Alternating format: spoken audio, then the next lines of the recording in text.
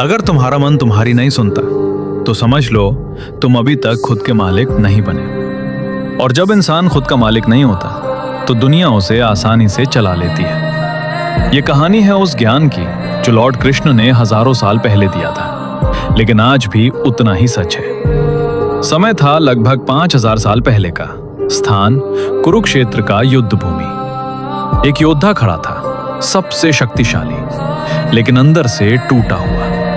उसका नाम था अर्जुन। हाथ में धनुष था, लेकिन मन कांप रहा था।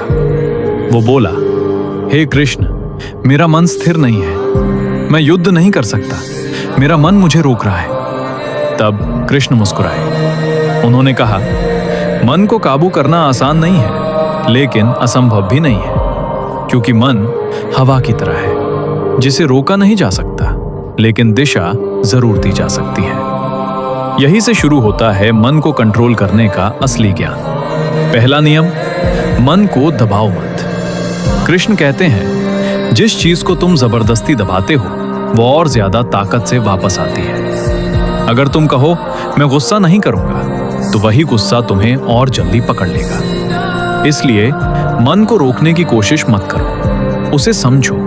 जैसे एक बच्चा जिद करता है, अगर तुम उसे मारोगे वो और रोएगा, लेकिन अगर तुम उसे समझाओगे तो वो शांत हो जाएगा। ठीक वैसे ही मन को भी समझाना पड़ता है। दूसरा नियम, मन को काम दो। खाली मन सबसे बड़ा दुश्मन है। जब मन खाली होता है तो वो बेकार की बातें सोचता है, डर, चिंता, गुस्सा। लेकिन जब मन किसी अच्छे काम में लगा होता है तो वही मन तुम्हारा दोस्त बन जाता है। कृष्ण ने कहा, अपने कर्तव्य पर ध्यान दो, फल की चिंता मत करो, क्योंकि जब तुम सिर्फ काम पर ध्यान देते हो तो मन भटकता नहीं। तीसरा नियम, मन को बार बार वापस लाओ। अर्जुन ने पूछा, अगर मन बार बार भटक जाए तो?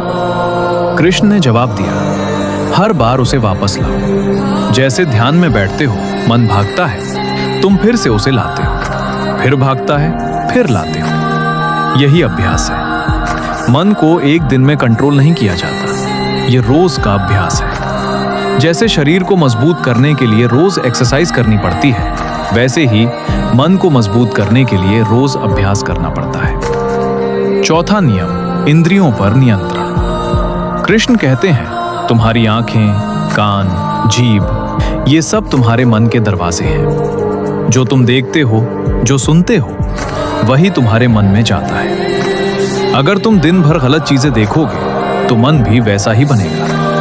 अगर तुम अच्छी चीजें देखोगे तो मन भी शांत रहेगा। इसलिए जो अपने अंदर जाने दे रहे हो उस पर ध्यान दो।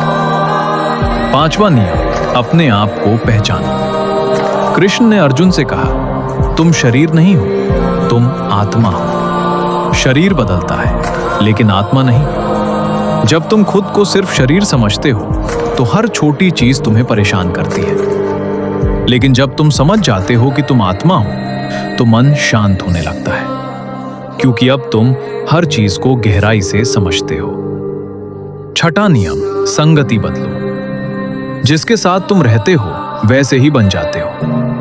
अगर तुम नकारात्मक लोगों के साथ हो तो तुम्हारा मन भी वैसा हो जाएगा, लेकिन अगर तुम सकारात्मक लोगों के साथ हो तो मन अपने आप शांत रहेगा।